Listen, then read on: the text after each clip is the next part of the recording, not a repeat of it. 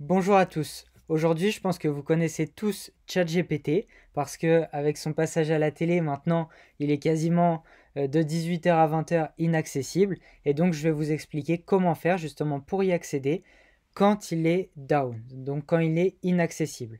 Donc, pas pour accéder directement à ChatGPT, mais pour accéder à GPT-3, donc l'intelligence artificielle que utilise justement ChatGPT. Donc, tout d'abord, ChatGPT, quand on arrive dessus, souvent ça nous met un message. Donc là, ça tombe bien, je voulais faire la vidéo juste avant. J'ai préparé toutes mes pages et puis je me suis rendu compte qu'il était down, alors que là, actuellement, il est 15 heures par exemple. Donc, même en après-midi, depuis le passage à la télé, franchement, tout le temps, tout le temps, tout le temps quasiment, on a du mal à y accéder. Donc, il n'y a plus vraiment d'heures précises. Avant, c'était de 18h à 20h. Et là, vous voyez, à 15h, il est plus forcément accessible. Donc, vous pouvez y accéder si vous êtes déjà connecté. Par contre, si vous voulez vous connecter aux heures où il n'est plus disponible, là, c'est mort. Vous n'y aurez plus accès. Et donc, comment faire pour parer à ça? Vous allez directement vous rendre sur OpenAI, donc Playground. Et donc, en fait, ça va utiliser la même intelligence artificielle que ChatGPT. Donc vous avez juste à taper Beta OpenAI Playground sur Internet et vous allez cliquer sur le premier. Donc vous allez vous retrouver hop, sur cette page-là. Et donc cette page-là, en fait, c'est quasiment la même que ChatGPT, en un petit peu moins belle, mais vous aurez quelques petites modifications qui sont assez intéressantes comparées à ChatGPT. Donc, tout d'abord, vous allez pouvoir écrire votre question. Donc là, par exemple, hein, j'en ai préparé quelques-unes. Voilà, on va prendre celle-ci. Donc, on va lui demander, par exemple, d'être diététicien pour nous. Donc, j'aimerais concevoir une recette végane pour 2 personnes qui contiennent à peu près 600 calories par proportion. Peux-tu me donner une suggestion? Et donc là, on va directement faire soumettre. Donc, vous ne pouvez pas cliquer sur entrée. C'est aussi un petit défaut de Playground. Mais voilà, c'est un petit détail. Et là, vous voyez, il vous fait exactement la même chose que ChatGPT. Donc, c'est la même intelligence artificielle, donc il vous sortira similairement des réponses à peu près pareilles, on va dire.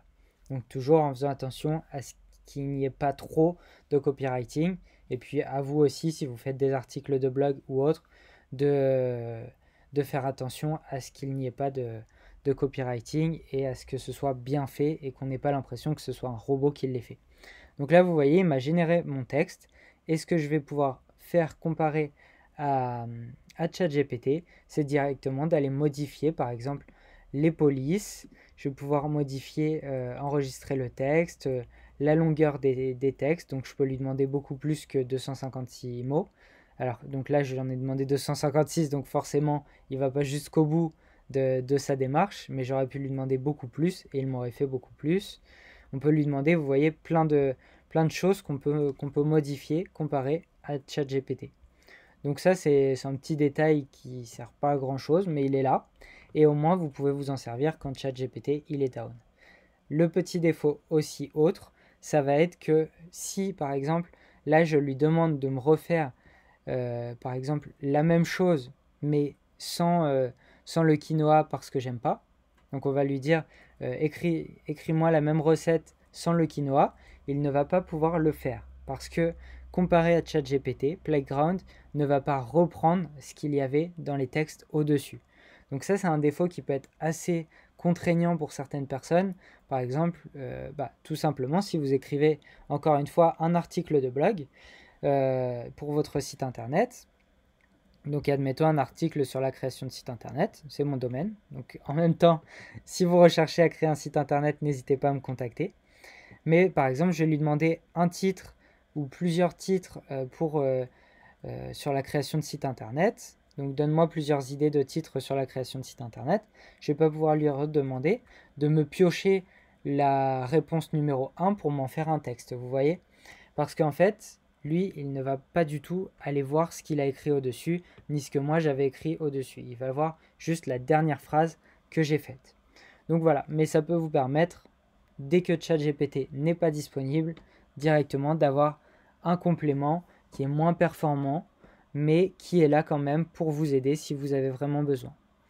Donc en tout cas, c'était tout pour cette vidéo. N'hésitez pas à vous abonner, à mettre un petit pouce bleu. Et puis si vous avez des questions, mettez-les en commentaire ou sur Instagram. Vous m'envoyez par mail. Voilà, n'hésitez pas. Et puis pareil pour si vous avez besoin d'un site internet, vous m'appelez. Donc je vous dis à bientôt pour une prochaine vidéo.